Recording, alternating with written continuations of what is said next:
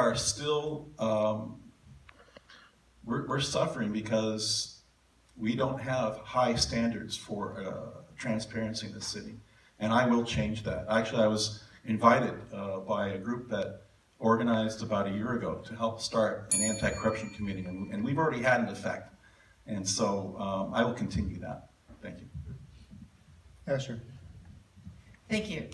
I'm running primarily because we still have a long way to go in terms of bringing jobs to Oceanside. There's this wonderful place where we call the swap meet, where we have 90 acres, and that pretty soon will be a place, hopefully, that we can attract a major industrial use or uses to bring jobs to Oceanside. And that's what I want to do. I really want to focus on bringing more jobs to Oceanside and raise that level of jobs to household. I also want to make sure that we continue with our public safety, our own public safety. I want to make sure that the infrastructure, should X pass, I want to make sure that it is spent the way that it has been presented to the community.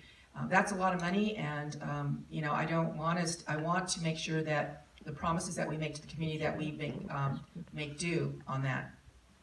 And I want to make sure that right now we are at a crossroads in terms of our environment, in terms of economic development, and the wrong council will take us backwards.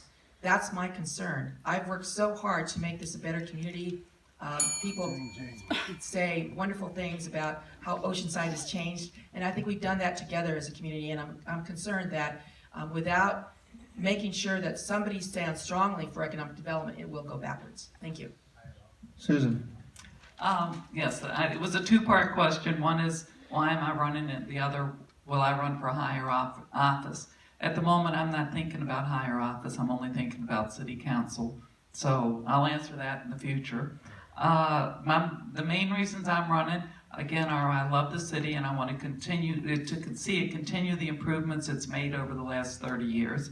I'm very focused on safety. We need to communicate well with the fire and police to know what their issues are and to be able to address their issues. Schools are very important. In order to get jobs here, we have to have good schools. We have to have a safe community. We have to have housing, and we have to have family-friendly activities for the people that do move here. There's also a few issues that I'd like to see is the riverbed cleaned up so that it would be a great place for families to bike ride. But there's a lot of drugs and homeless and prostitution down there that needs to be cleaned up to continue to improve that part of the city as well as others. Thank you. Would you briefly repeat the question? Two parts. Yes. What's your reason for running? And will you seek higher office should you be elected? I have no interest in seeking higher office. My reason for running is that I enjoy being thoughtful about what's going on in the city council. After only being on the council for 2 months, I went to Washington, D.C. with staff and was able to secure housing for 40 homeless veterans. The city had never asked for that before or received it. I went back the following year and they said, we've changed our criteria. Unless you've done a good job with it, we're not going to give you any money. We had done a good job with it, so they gave us money again. These are veterans who are living down the river there or living in their cars. So this allowed for housing that was already built to have coverage for people to move into those homes. The reason I'm running is that kept reminding me that there are things that an individual council member can do if we really care about what the issues are. So whether it's bringing vouchers, that was from the Veterans Administration, for our vets, or bringing money in to help us with our infrastructure needs, the federal government is someone we have to work with, and they will listen to one representative of the city going with staff. And it's a hard situation when you have to think about all of the issues. When you're a council member, you can choose to take the easy way out on everything and vote no on all of it. That is not the way we get things done. We can't vote no on everything. Thank you. This would be your question for you, Esther, right? Is that the right order? Or I didn't skip you again, did I, Mike? No, No, she answered good. already. What's your plan to deal with short-term rentals, particularly in West Oceanside? Short-term rentals in West Oceanside? You know, staff tried to do something a couple of years ago and got buried in a lot of pushback. It is something that's very, very critical, number one, because we are in a housing crisis, and we ought to be able to rely at least on some of the homes. The short-term rentals are going not just on the coast anymore, but pretty much going inland. And that really does hurt our supply of housing. So right now, as I understand it, the Planning Commission has formed a committee. This is something that, you know, with time, with the passage of time, already the city of San Diego is tackling this, and Coastal Commission is also tackling this. Of course, the Coastal Commission will be a major player in this. But pretty much, I think we need to have a balance where we can increase revenue via TOT, but we also have to ensure a housing supply. So that's what I would be doing. Thank you. Susan? Yes. As I said earlier, the short-term rentals brought in $2.6 million in tax revenue in the 4 months ending March 31st. I don't think that we can afford to just reduce that income. It's also expected to grow, the TOT is expected to grow 10.7% over the next year. Most of the short-term rentals are very well run. There are issues with some, and I think that we need to have a on-call code enforcement, and whoever short-term rental requires the code enforcement to come out to address issues, that homeowner needs to pay a fine and either reduce the, if those issues continue to be a problem with that same homeowners, then it may have to be addressed more in a stronger way. If they're licensed and regulated, then it would be possible to remove their license if they're unwilling to control their rental. Short-term vacation rentals, that's where someone owns a home and rents it out to people who are there for a couple of days or maybe a couple of weeks. I have 2 of those directly behind my home. One of them was the people who would come left their dogs in the yard repeatedly over and over all day long, barking because they were lonely. And I reported that to the city because a resident who lived across the street reported it to me. And I reported some other issues with that one of those properties. You can see it tonight on News 10. The owner of one of the properties got angry that I was reporting her for violating city regulations. And so they decided that it was more important to go after me because I was speaking out against them. And I knew that we did not have consequential regulations in place. So they were violating all kinds of construction regulations, habitation, all kinds of issues like that. And so watch News 10 tonight, you'll see them talking about it and wonder why it went so quickly. The problem is that we don't have unanimity on the council. Some people think that it's just going to be this free market situation where people volunteer to take care of themselves. The others of us think that we have to have good regulations, and that's my opinion. We have to have good regulations, not put people out of business, make them follow being good neighbors to everyone who lives in town. Thank you. Mike? Well, we're in the rental business, and we have to provide, and it's been long in this city's history to provide 1 parking stall per bedroom. However, we're getting very loose on our standards, and you're only as good as your standards, right? Isn't that what we say to our daughters, right? We have rules and laws to keep us from killing each other, right? And short-term rentals are businesses. They're residential hotels. They've become that. And yet we've evaluated, the problem is that we've been evaluating them according to the residential standards in their zoning districts, and that was totally wrong to do that. It's an abuse of zoning, and I think our planning department should have prevented that. In any case, I think that San Diego came up with a good solution to allow them for primary residences. Thank you. Thank you. Okay, you answered that question too, right, Esther? You started that one? Okay. So Susan, you're up. Other than serving or running for city council, what do you volunteer for? Okay, I volunteer for the Kiwanis Club of Oceanside. I've been a member for 10 years, and I'm about to be start my 3rd term as president. I volunteer for the American Cancer Society Relay for Life. That's an event held to raise money for cancer every year at Maricosta College. I volunteer I've been on the Marina Towers board. I have a few other things I've got to think here. What else keeps me busy? I was very active in the Old Mission Montessori School when my kids were younger and went to school there. I can't think of what else. I could look at my cheat sheet though, if I have time.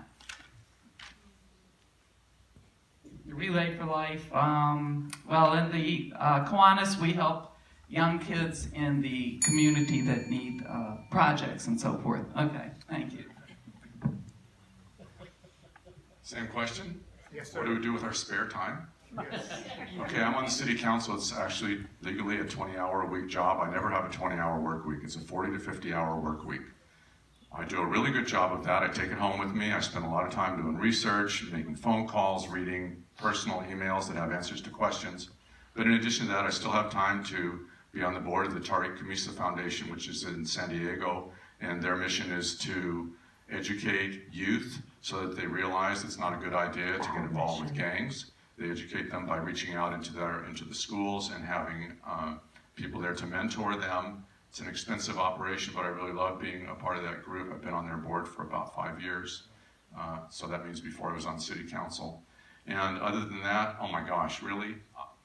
I have time to cook dinner, eat, walk the dog, go to yoga a couple days a week, and that's it. I can't volunteer for anything else. I have lots of offers and many interests, but it's just impossible to do any more than I'm doing. And I love doing the job that I'm doing because it's very educational. I have an inquisitive mind. I want to know more about what's going on, and I really am engaged in our Oceanside community. Thank you, Mike. I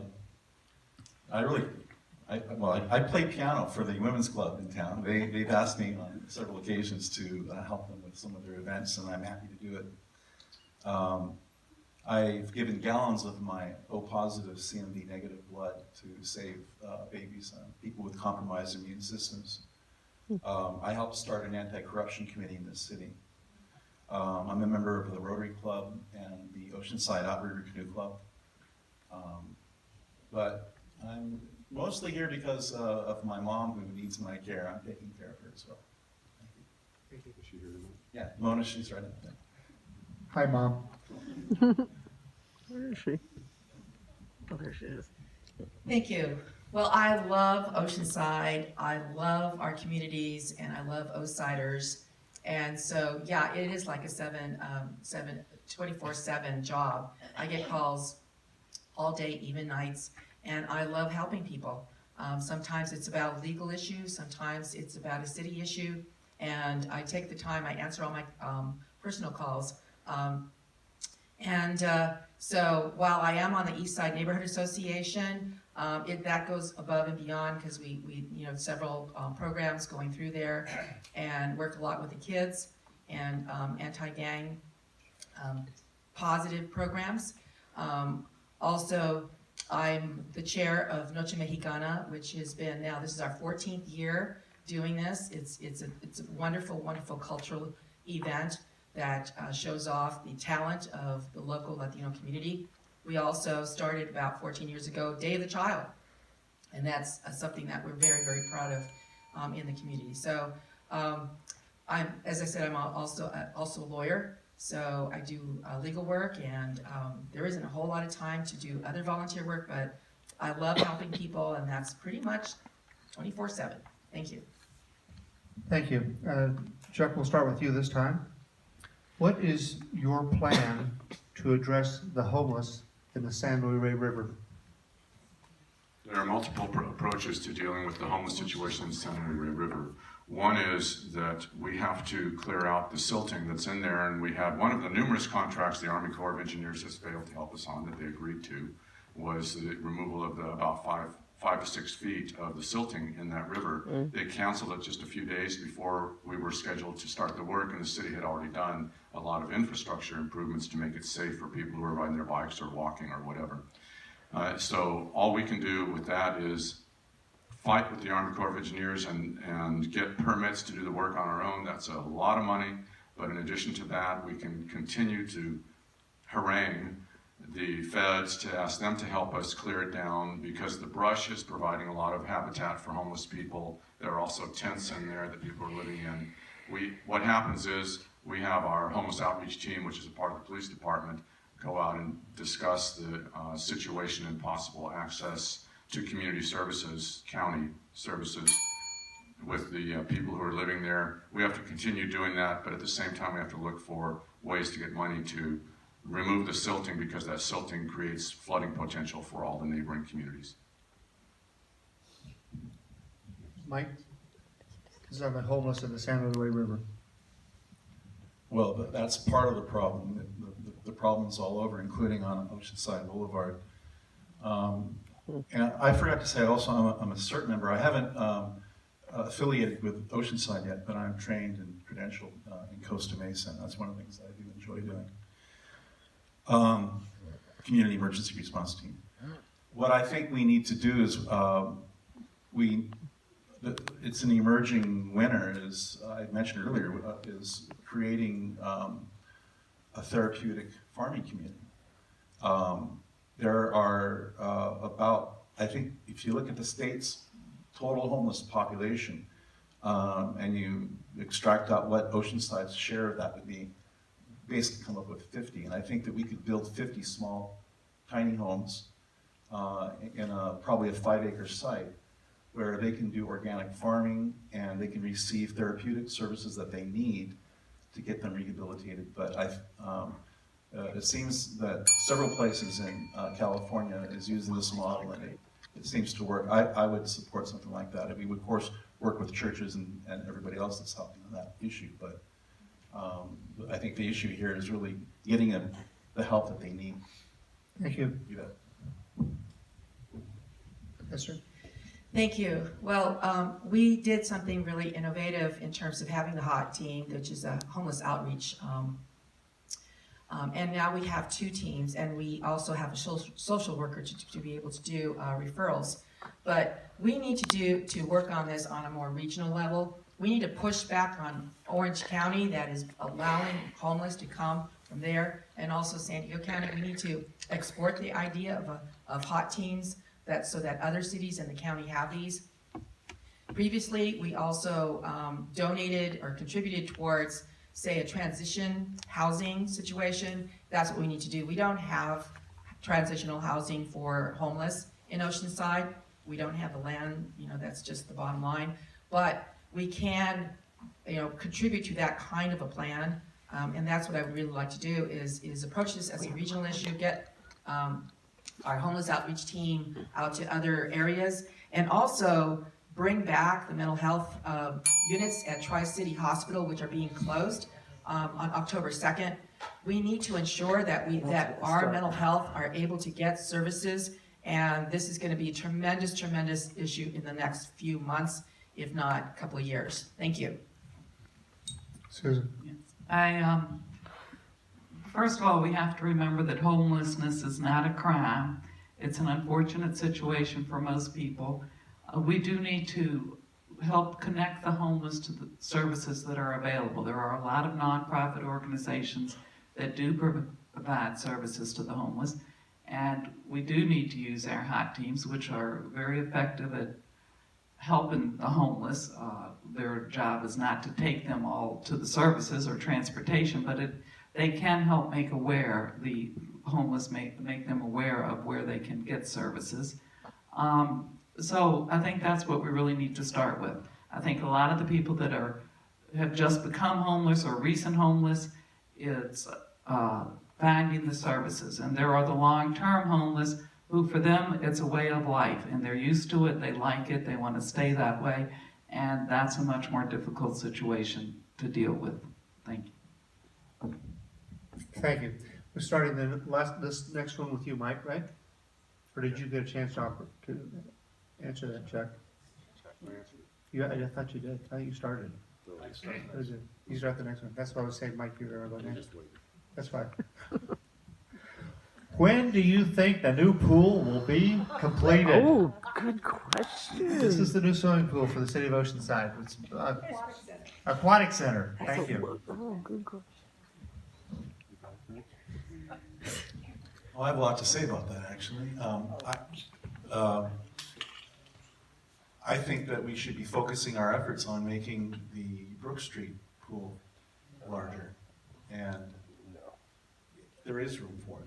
And I think that this is a wonderful thing, but I think that they should not fund that project on the back of the poor who've lost recreational resources in other neighborhoods in the city.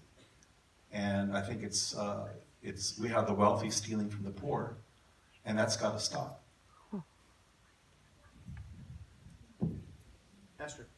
Esther? Thank you.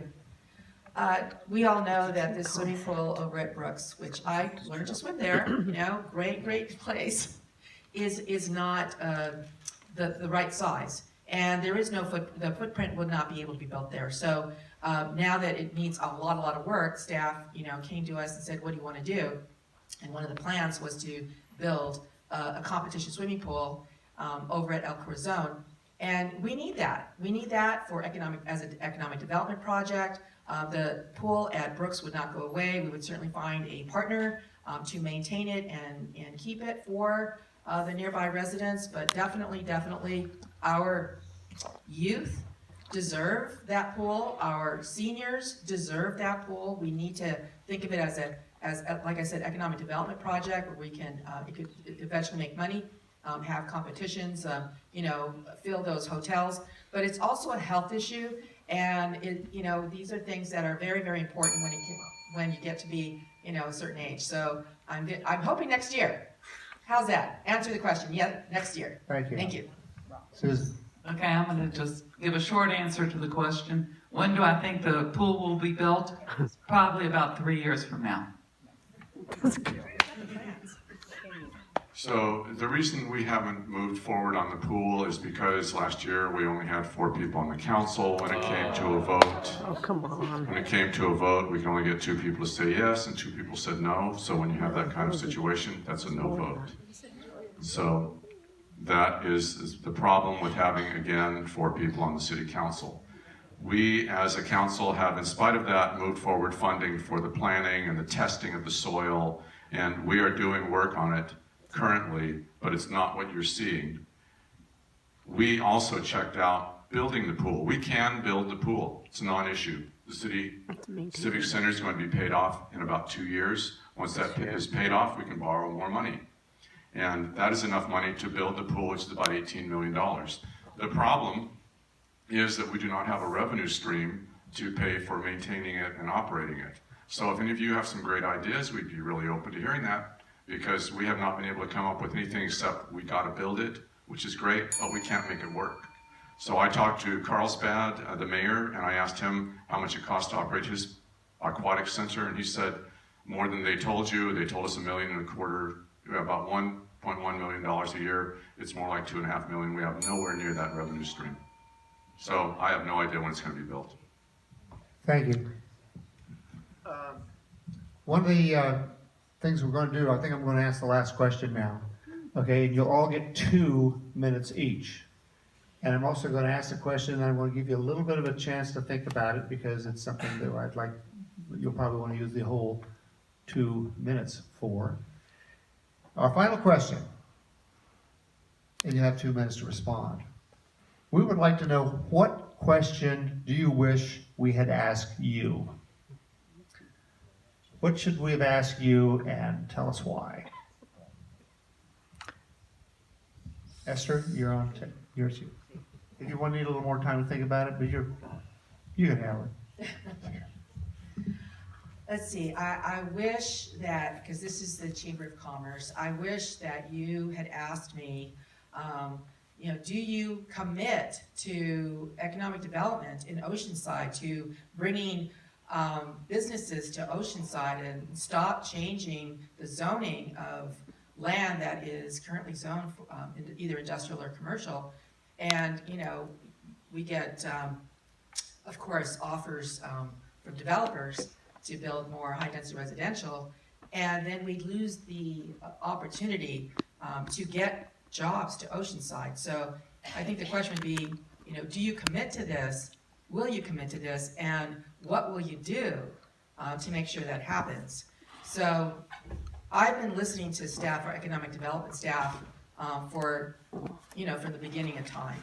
And they have some great ideas about, even Villa Astoria, the idea of having a boutique hotel right next to the Mission, and perhaps some housing, but really talk about income and bringing in revenue streams for the city, so that we're not having to go backwards.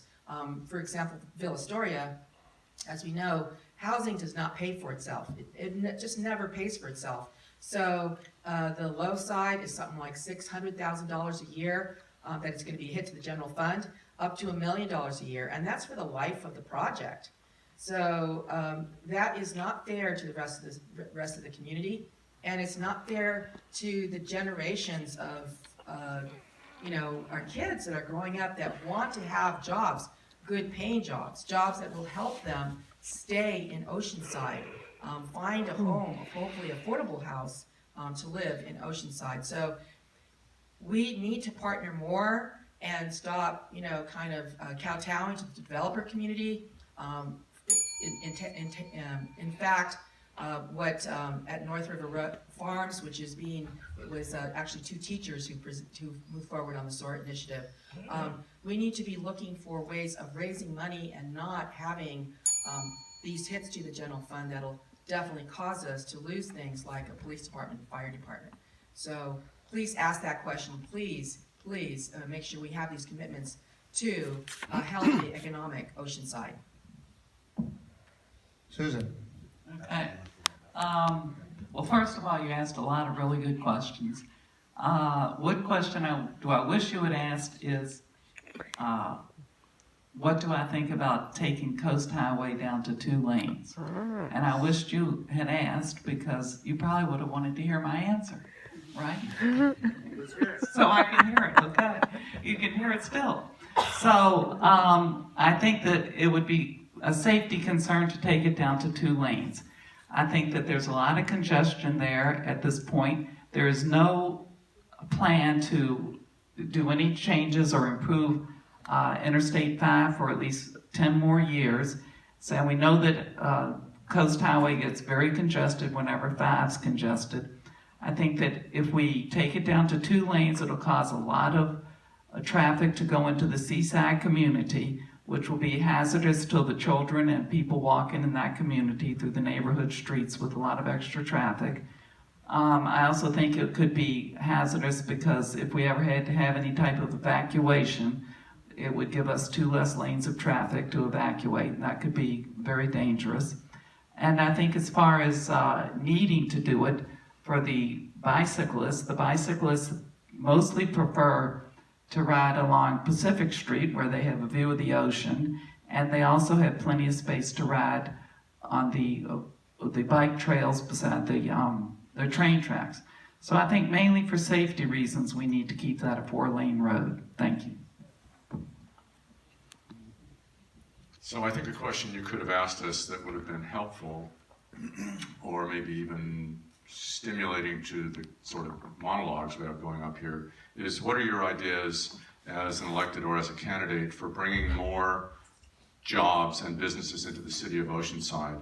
And it's not simply a matter of saying, yeah, we want to give you $1,000 or $1 million to come to Oceanside. What we want to do in Oceanside to promote and stimulate business is not to look for more Genentechs. It's to look for more businesses that are startup businesses that want to come here and open in 1,000 square feet or 5,000 square feet. We are not going to have 100,000 square foot buildings to do anything in because there's no place to build them. So what we have here is the opportunity to streamline some of the processes at City Hall instead of it being, look, here's your 60-page application if you want to do a cannabis business. That is what it is.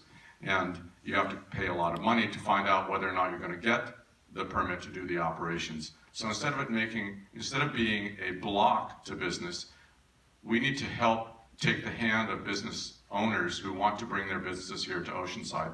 And I'm not talking about doing a big investment, like I said a couple seconds ago.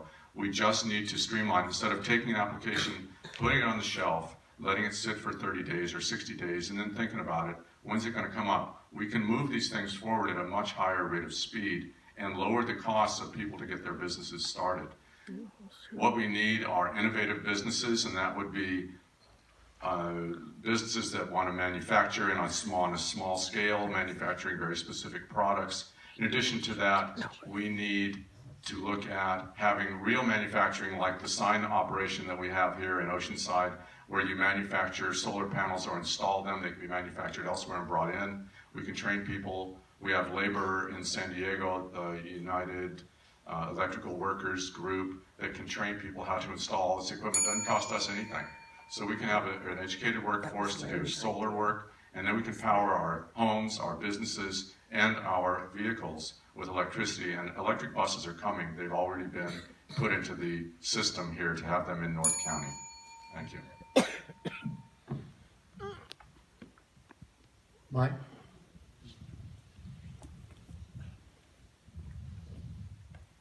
One more time, what do I wish you asked me? Yes, exactly. This is your opportunity to vent.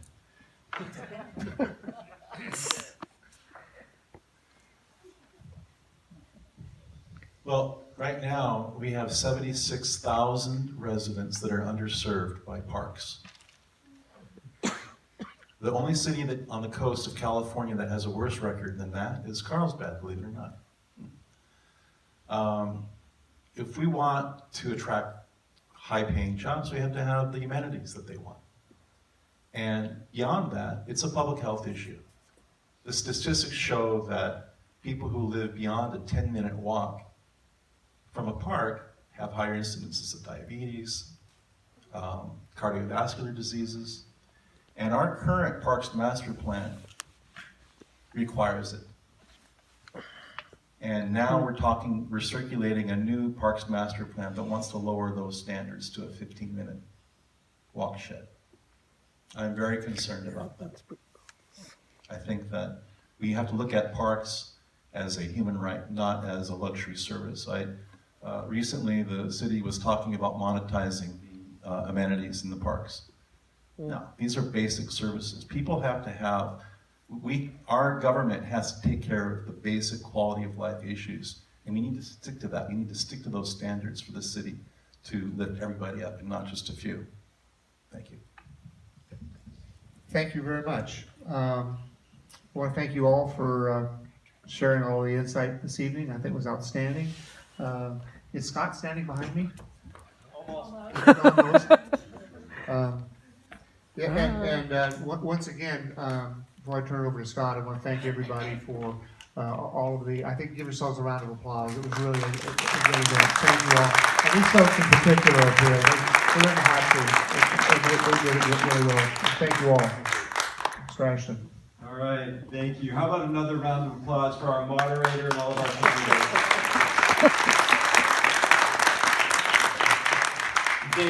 Thank you all for coming out. We really appreciate your passion for our community and your interest to hear what our candidates had to say. And thank you again to all of our candidates for being here and for running for office. We appreciate that. We will be holding in October a Meet the Candidates mixer. We'll be inviting all four of our District 1 candidates on October 9th at Barrel Republic. So we hope that many of you will come out, and we hope all of you will be available that evening. Again, thank you to our hosts, the Oceanside High School Performing Arts Center. Let's have a round of applause for them. Again, thank you all for coming out this evening, and have a great evening. Thank you. Thank you.